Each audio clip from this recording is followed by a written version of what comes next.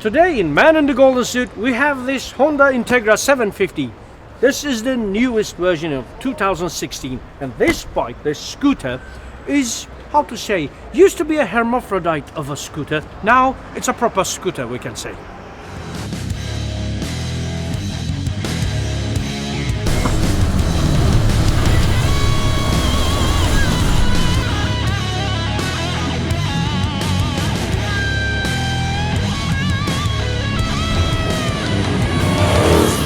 Now, what has changed? As with all the NC750 family, the chassis had a bit of a modification, very tiny bits of modification, but the real change came on the suspension, on the front forks, and also on the back, the rear damper.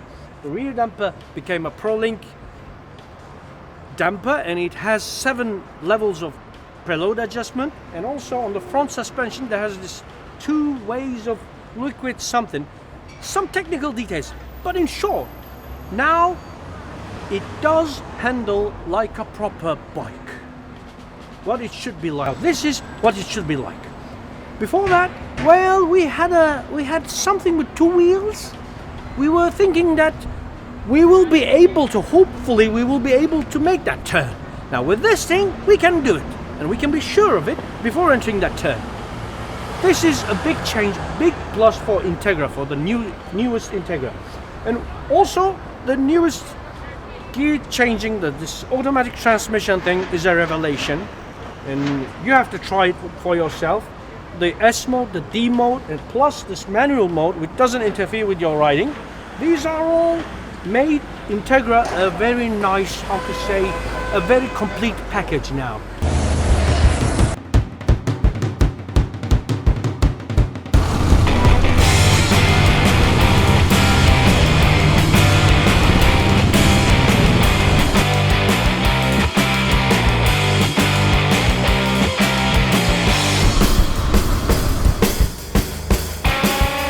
After four years of production, NC750 Integra matured itself into a beautiful scooter, which handles, which goes, which stops, minus the luggage compartment.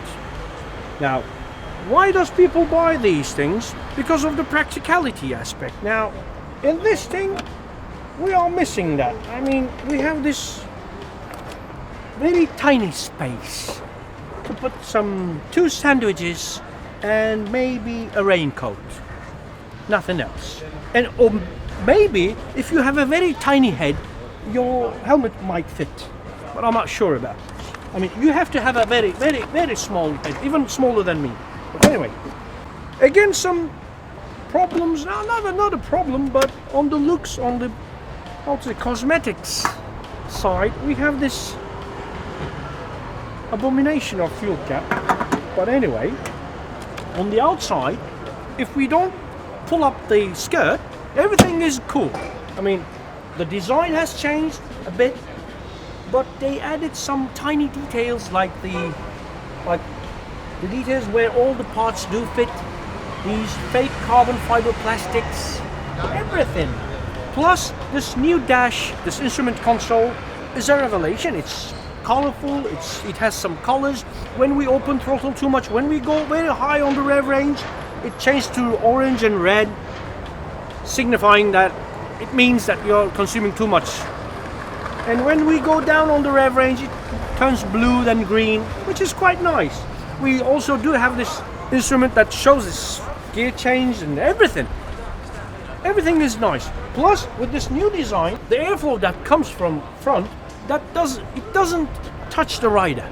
It goes on top of us. Well, that's a claim. I rode this thing for 120 kilometers, which is what, about 70, 80 miles.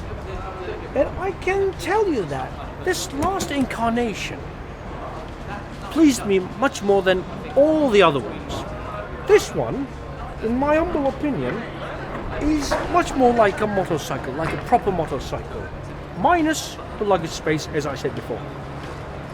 But if you're on the market and you're looking for a scooter which doesn't consume much, which goes when you want, and which is practical in some aspect, and it does look good, and plus you are looking for something very reliable, unlike some Italian shit, so this is the way to go. I mean, check the prices, compare the prices between the Japanese competitors.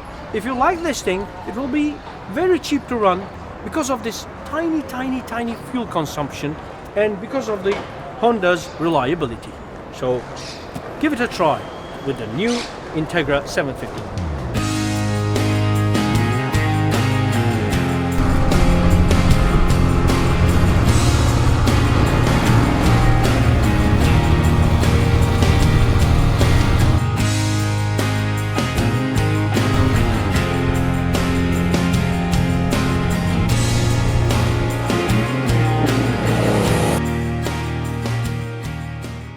We're at the launch of this new Duke 690 and 690R from KTM. They are the last generation of these bikes, and let's remember this.